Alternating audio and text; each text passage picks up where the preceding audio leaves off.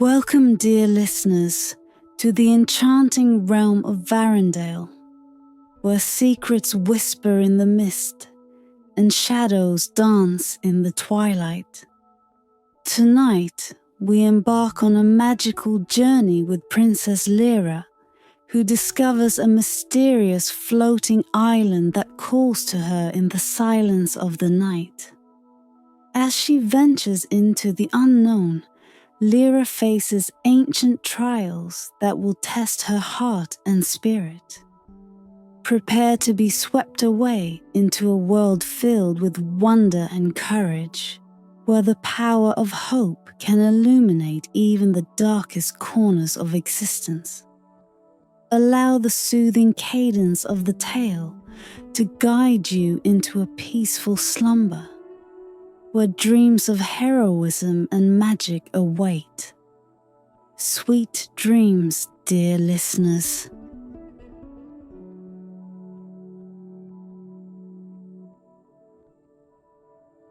As we begin this adventure together, the kingdom of Varrendale had always known a certain kind of quiet, a silence that lay heavy over its misty forests and cobbled streets, as if the air itself held secrets it could never share.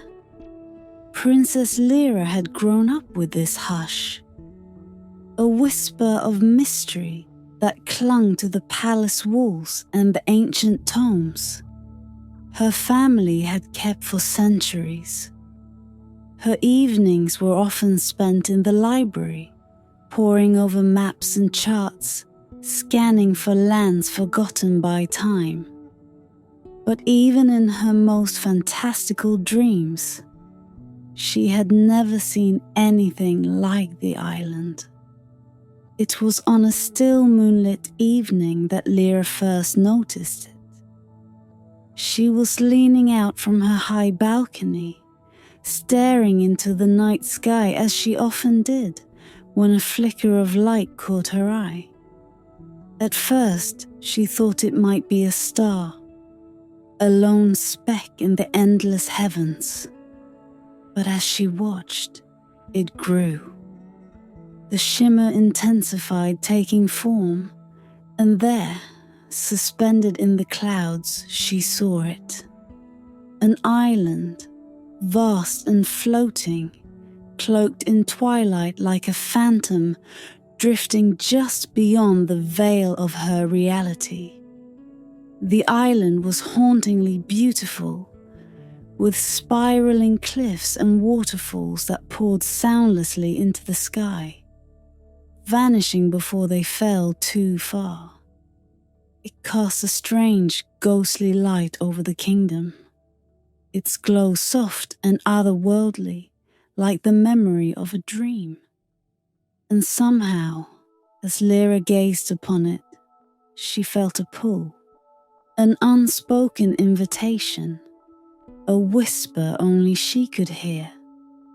Word of the island spread quickly. From the palace halls to the village squares, people spoke of it in hushed voices. The older townsfolk, who had seen much in their long years, exchanged glances heavy with old fears and muttered of prophecies they barely remembered. The scholars searched the dusty tomes, seeking any mention of such an omen, while the priests gathered in prayer as if to ward off an ancient curse. But no one knew for certain what the island meant, only that it had not been seen in generations. Some claimed it would bring blessings upon the land. Others were convinced it was an omen of doom. That night, Lira lay awake, her mind spinning with questions. She had never believed much in the old prophecies, the tales of celestial kingdoms and curses that could rain down upon the world. Yet, as she lay there, the vision of the island etched in her mind. She felt the weight of something greater something timeless. She drifted into a restless slumber, and it was then, in the quiet sanctuary of her dreams, that she heard the voice. It was ancient, each word wrapped in shadows and secrets, yet clear as a single note held in perfect stillness. When the kingdom is darkest, seek the island above. Only the pure of heart shall pass. Lira awoke with a start, her heart racing. The voice lingered in her thoughts like the last notes of a forgotten song. What did it mean? Could it be real? Was the island calling to her? Or was it all just a dream? The next morning, she found herself wandering the palace halls, haunted by the words. She made her way to the tower where her old nurse Esme had once kept watch over her childhood. Esme was a woman of many stories, a keeper of tales and half-forgotten prophecies. Though her hair had turned silver and her eyes had dimmed, her memory was sharp, her voice steady with the wisdom of age. "Esme," Lira said quietly, her voice nearly swallowed by the silence of the tower. "I saw something last night. An island. In the sky." Esme looked at her with a mixture of sadness and pride.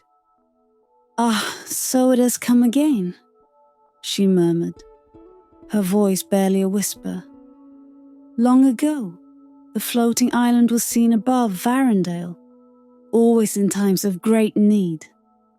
It holds a power that can save a kingdom or destroy it, depending on the heart of the one who seeks it." "But what does it want?"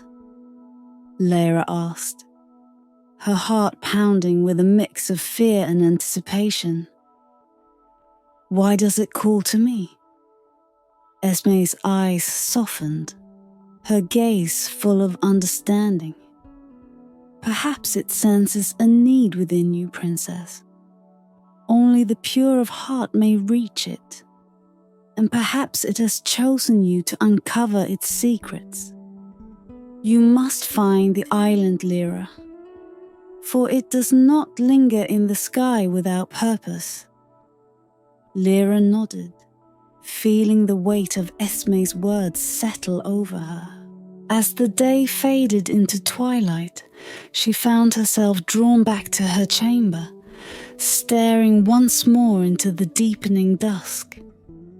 The island still hovered there, ghostly and silent, as if watching, waiting. In that moment, Lira understood that her life had changed. She was no longer just a princess bound to her palace and her people. She was part of something ancient and unknown. And as the stars began to fill the night, she made her decision. The island had called to her, and she would answer. The path to the forgotten mountain was one of shadows and whispers, a place long abandoned and steeped in mystery. Few dared to wander there, for the mountain was said to touch the edge of the sky, and those who climbed too high could lose themselves between worlds. But Princess Lira felt no fear. She had made her choice, and nothing, not the mists that thickened around her, nor the murmurs of spirits that lingered in the air, would deter her. Her guide was the oldest of the kingdom's seers, a man known only as Ivor.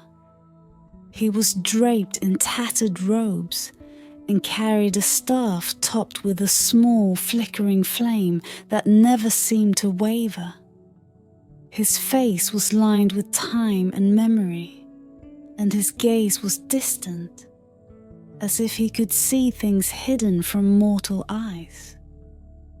He walked ahead of her, his steps sure and silent, as though he belonged to another realm. "The mountain awaits, Your Highness," he said, his voice low and as steady as the roots beneath the earth. "It will test your spirit. The path to the sky is not for the faint of heart." Lira nodded, her heart set in stone. The mist curled around them as they climbed, twisting into shapes that almost resembled figures from long-forgotten tales.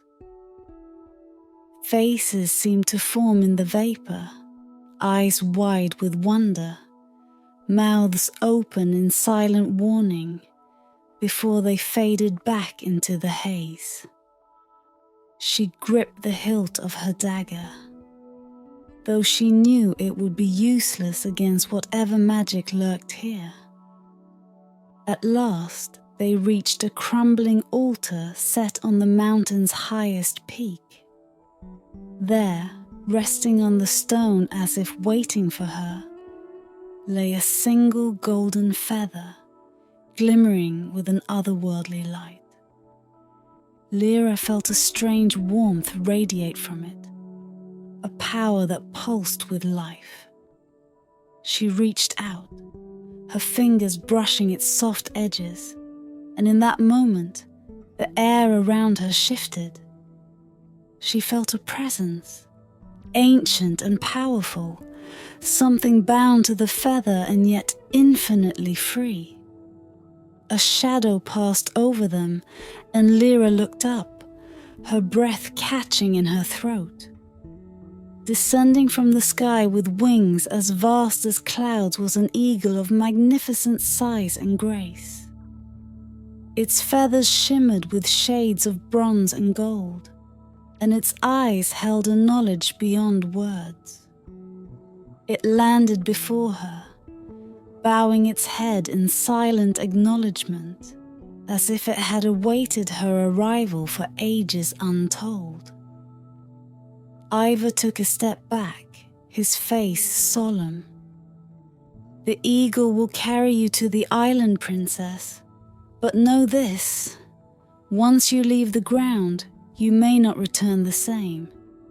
The floating kingdom is not bound by our rules, and those who journey there often leave part of themselves behind."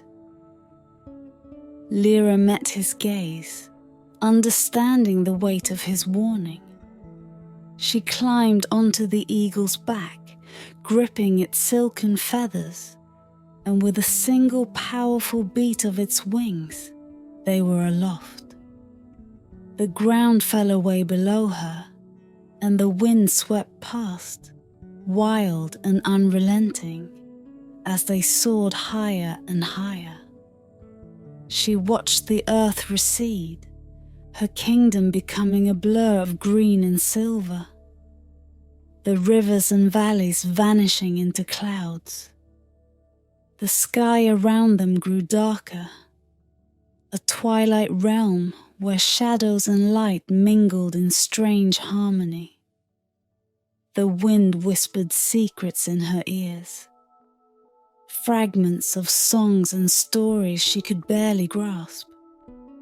The eagle's wings cut through the shifting mists, carrying her into a realm where time seemed to waver, bending and folding like threads of silk. And then, through the dim haze, she saw it, the floating island. It loomed above them, vast and beautiful, a land untouched by time. Towering spires spiraled upward, each one glinting with an otherworldly light.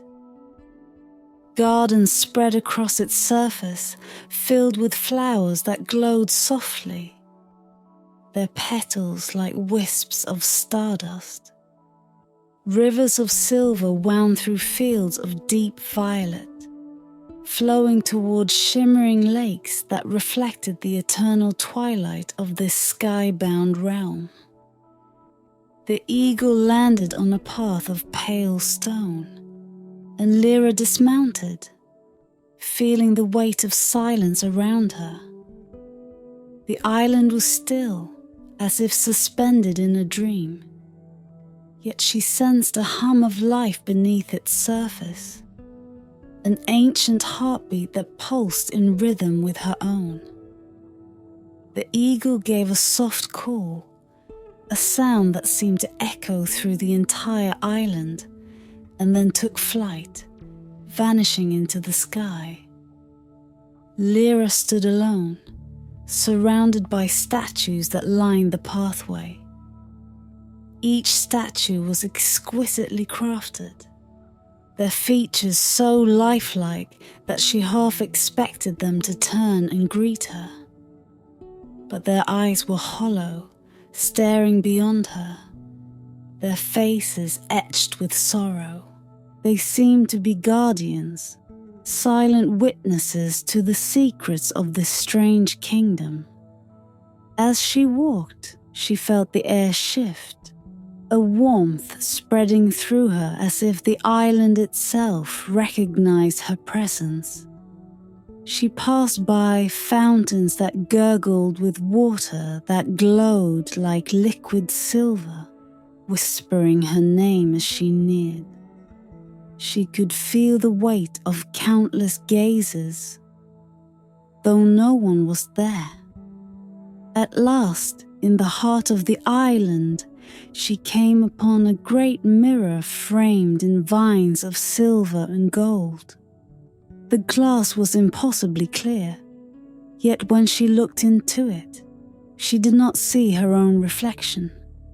Instead, she saw her kingdom below, shrouded in an unnatural darkness, a shadow that crept over the land like a spreading sickness. A voice, soft as silk and tinged with sadness, sounded behind her. "You have come far, Princess Lira," it said. She turned to find a figure, a regal woman cloaked in flowing silver robes, her eyes as old as the stars. "The island has awaited you, and I am its guardian. But know that the journey you seek will not end here. To unlock the power hidden within, you must face the trials that lie ahead." Lira felt a shiver, not of fear, but of understanding. She had been chosen, and whatever lay ahead, she would face it, for her kingdom depended on it. The island's guardian, a figure woven from the mists of ages past, regarded Lira with eyes that held a universe of secrets. Her presence felt like an ancient echo, a ripple in time that had waited an eternity to find its way to this moment. "The kingdom below trembles on the edge of darkness," the guardian said, her voice soft as a breeze over still water. "To save it, you must unlock the powers hidden within this floating land. But know that these powers guard themselves well, and to reach them, you will have to face the island's 3 trials." Lira felt a mixture of awe and dread settle over her. She had always known herself as a princess, sheltered behind palace walls. Yet here, in this ethereal kingdom suspended in twilight, she felt small, an ember in the vastness of time, a flickering light in the face of mysteries beyond her comprehension. The guardian extended a slender hand, motioning for Lira to follow. They walked through a series of winding paths that twisted and turned in ways that defied reason, as if the island itself was a living maze, testing her resolve with every step. Statues lined the pathways, and Lira noticed now that their faces were not simply sorrowful. They were anguished, each one locked in a silent scream or a look of despair. "These are the Watchers," the guardian murmured, sensing Lyra's gaze. They were once beings of this land, bound here as a warning to those who might tread recklessly. Each one sought power without understanding its cost.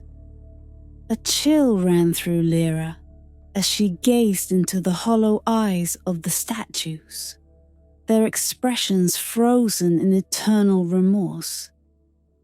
She wondered how many had come before her, how many had failed the trials and become part of the island's silent audience.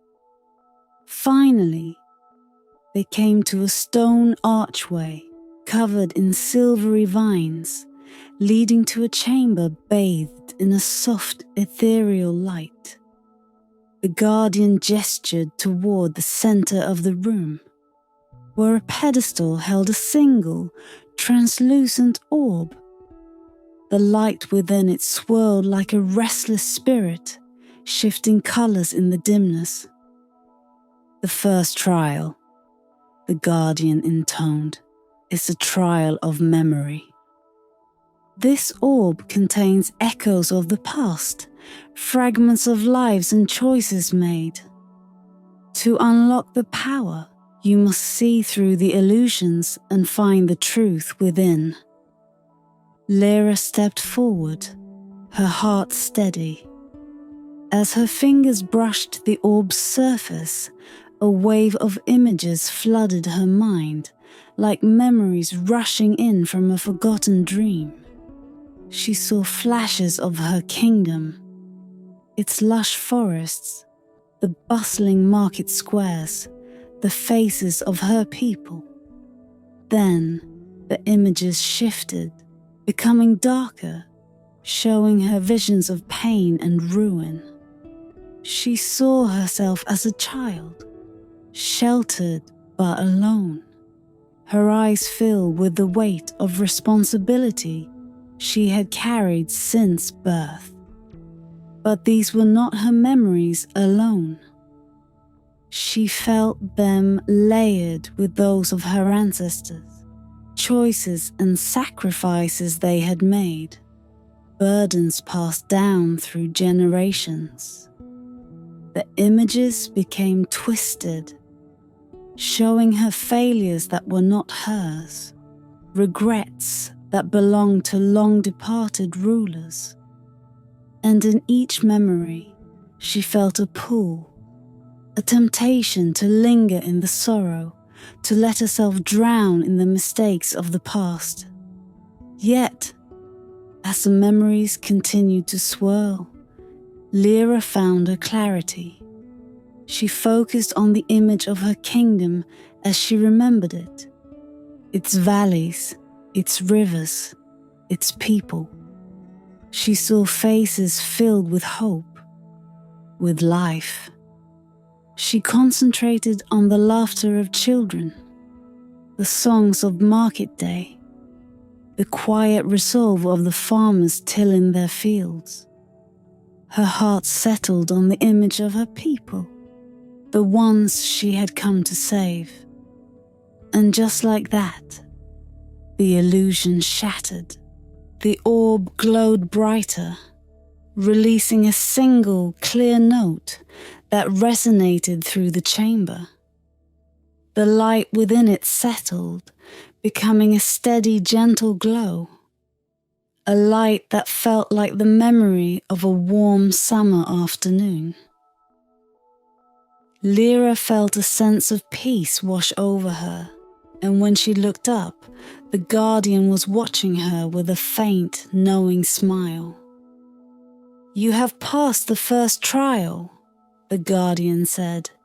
"You have seen through the veils of the past, understanding that while memory shapes us, it does not bind us."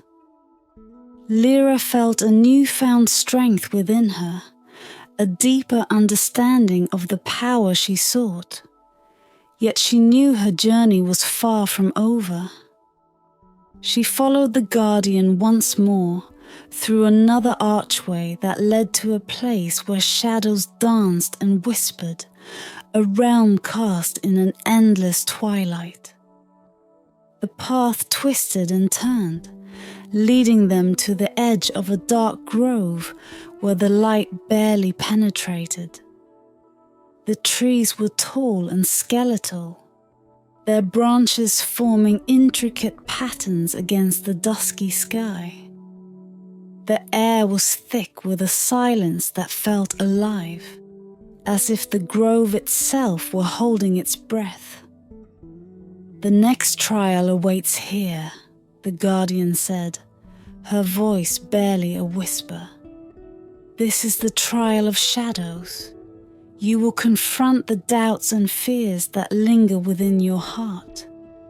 Only one who can face themselves without flinching may continue." Lira felt her heart quicken, but she met the guardian's gaze with determination. She had come this far.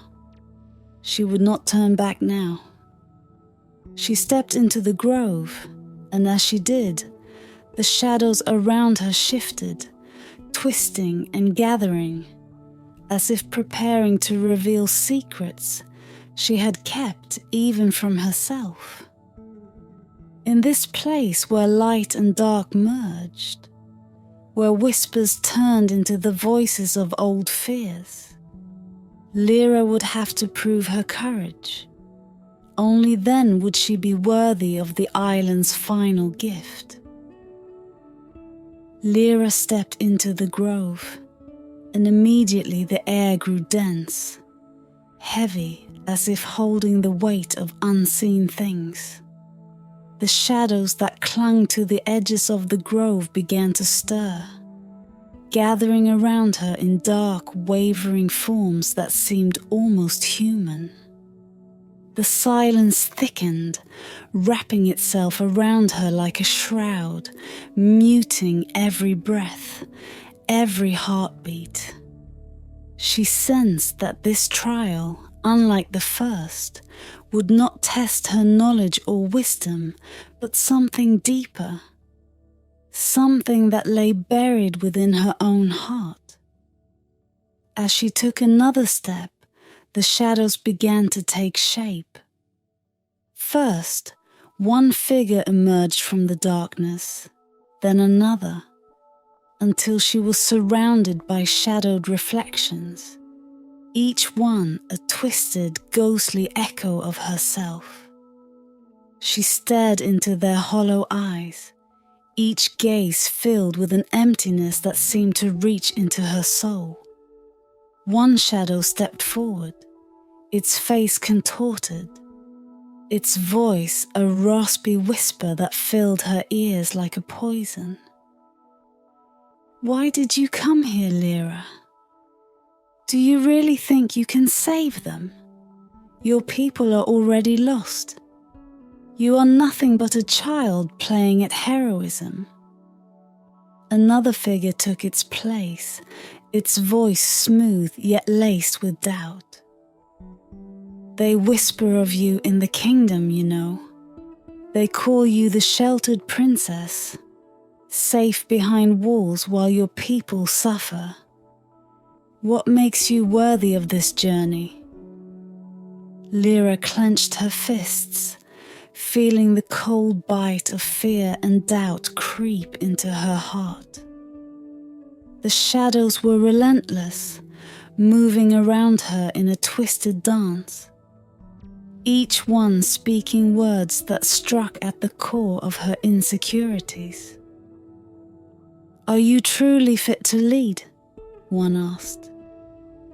"Or are you merely the daughter of kings, a title bound by blood and not by choice?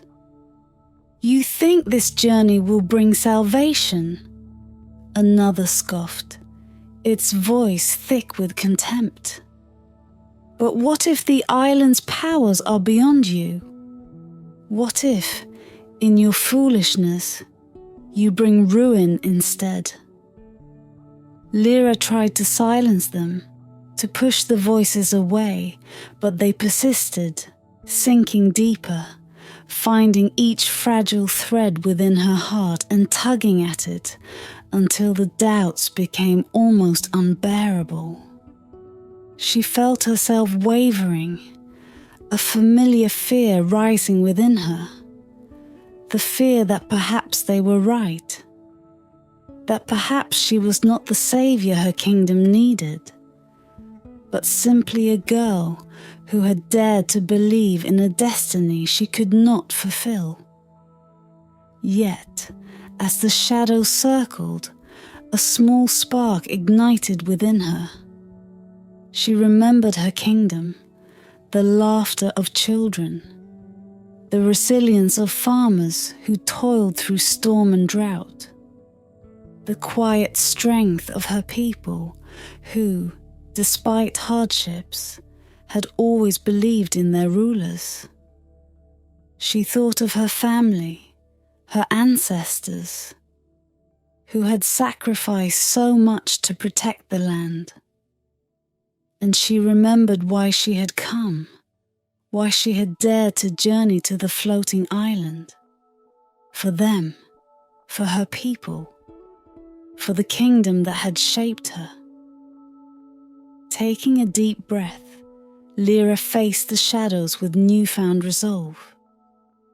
"Perhaps I am young," she said, her voice steady, though her heart still trembled.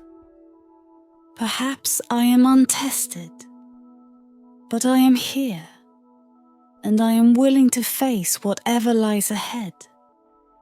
I carry the strength of my people within me, and I will not let fear or doubt define me."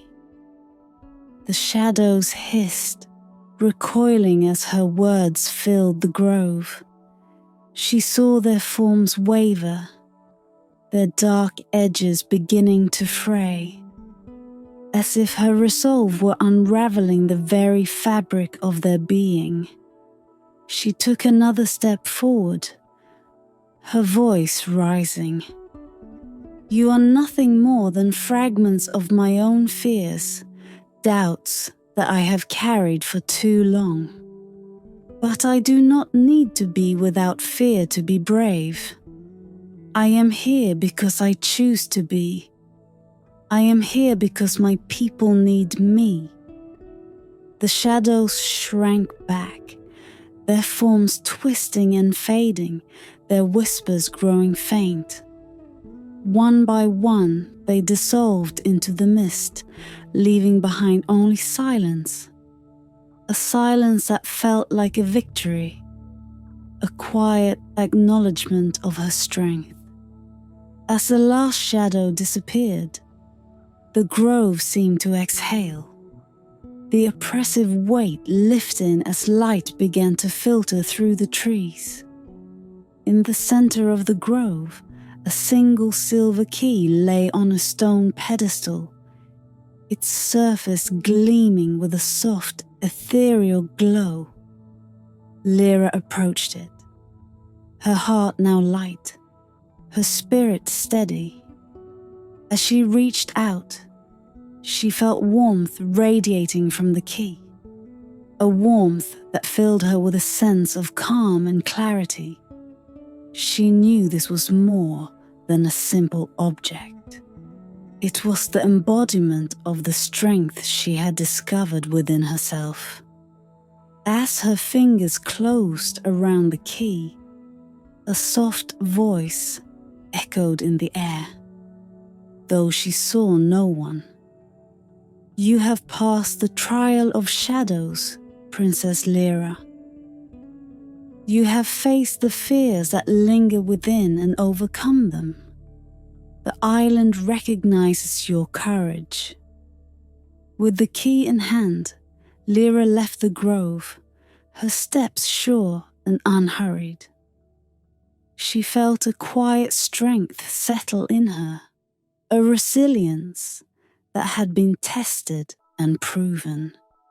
She understood now that courage was not the absence of fear, but the ability to move forward despite it.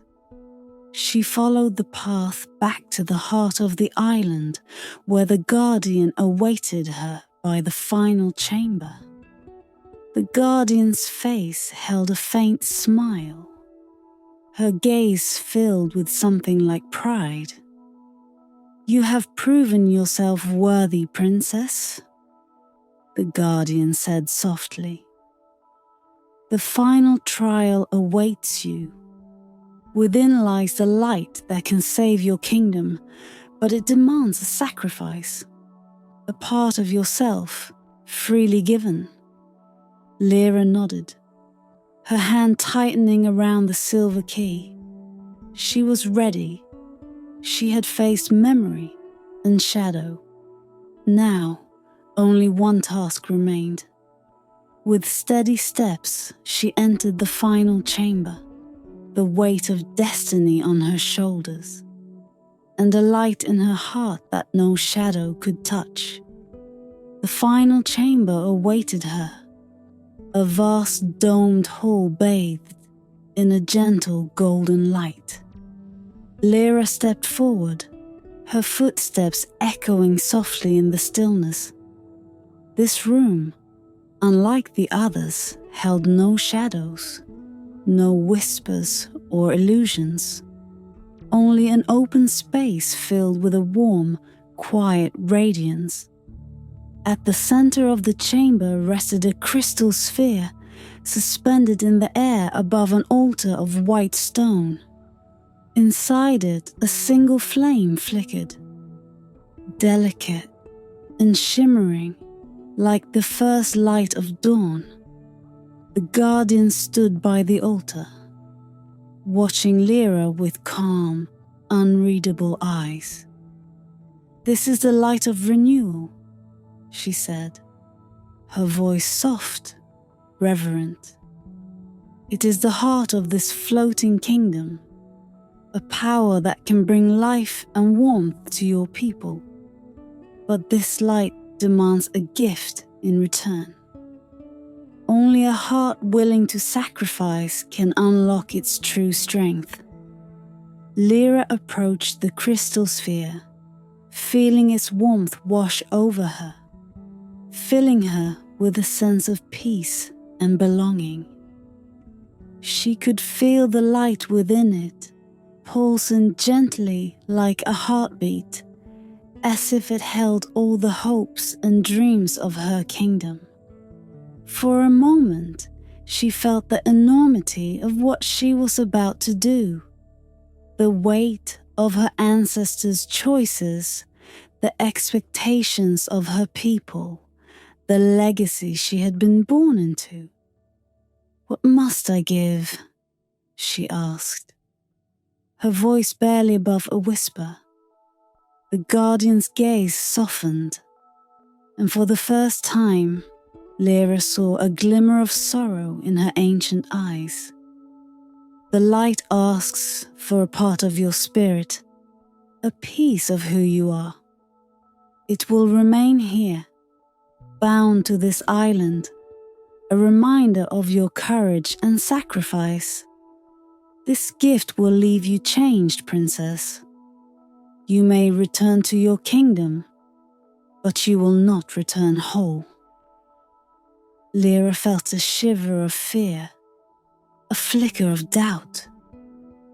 What would it mean to leave a part of herself here, forever bound to a realm of shadows and forgotten memories?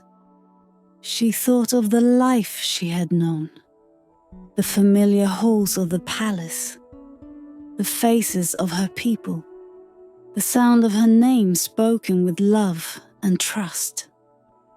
All of it was a part of her, woven into her spirit.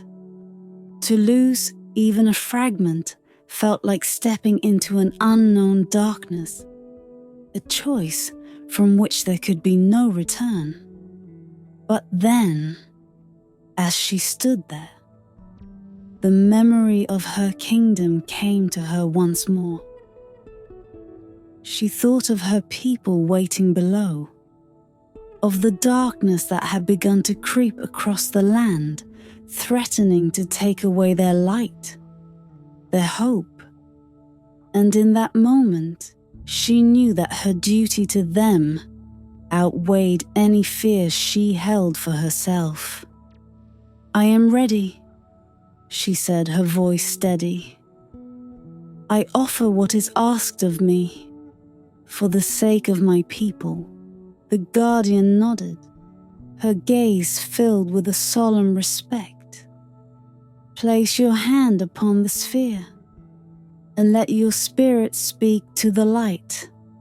It will know your heart." Lira took a deep breath, her fingers trembling slightly as she reached out to the crystal sphere.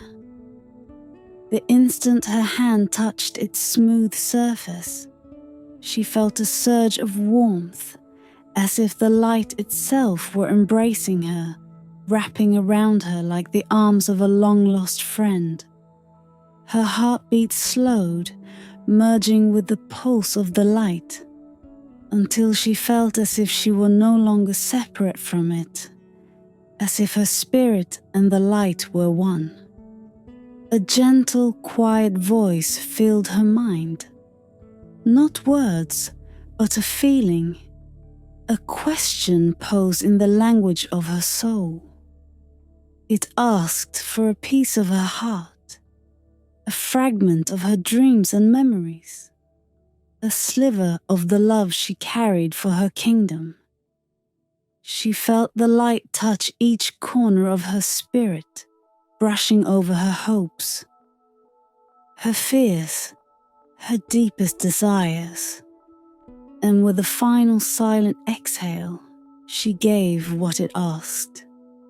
A warmth spread through her, tender and bittersweet, as she felt the light take from her a part of herself. It was subtle, barely noticeable, but she knew something had changed, that a small part of her heart would remain here, bound to this island, tied forever to its ancient magic. The light within the crystal sphere grew brighter, filling the room with a radiance that was almost blinding. Lira felt a tear slip down her cheek, a mixture of loss and peace, of grief and hope. She had given a part of herself to the light, a part that would forever remain on this island. A reminder of her journey, her sacrifice. The guardian reached out, placing a hand on her shoulder, a silent acknowledgement of the gift she had given. "You have proven yourself worthy, Princess Lira. The light will return with you, bringing hope to your kingdom." As the brilliance around her dimmed, Lira felt herself lifted, carried by a gentle force, as if the island itself were guiding her back. She closed her eyes, letting herself drift, and when she opened them, she was back on the mountain peak, the eagle's golden feathers glinting in the early light. The eagle bowed its head, allowing her to climb onto its back once more. With a powerful beat of its wings, they began their descent, the floating island vanishing into the mists above, leaving only a faint shimmer in the dawn sky, a memory of light that would forever watch over her. As they soared down toward her kingdom, Lira saw the shadows lifting from her homeland. Fields sparkled with dew, rivers gleamed under the first rays of sunlight, and the faces of her people were filled with awe and wonder as they looked to the sky, witnessing the return of the morning light. When she finally touched the ground, Lira knew she had changed. There was a small, quiet space within her heart that felt hollow. a reminder of what she had left behind. Yet she felt whole, her spirit steady, filled with a new strength, a new light that no shadow could dim.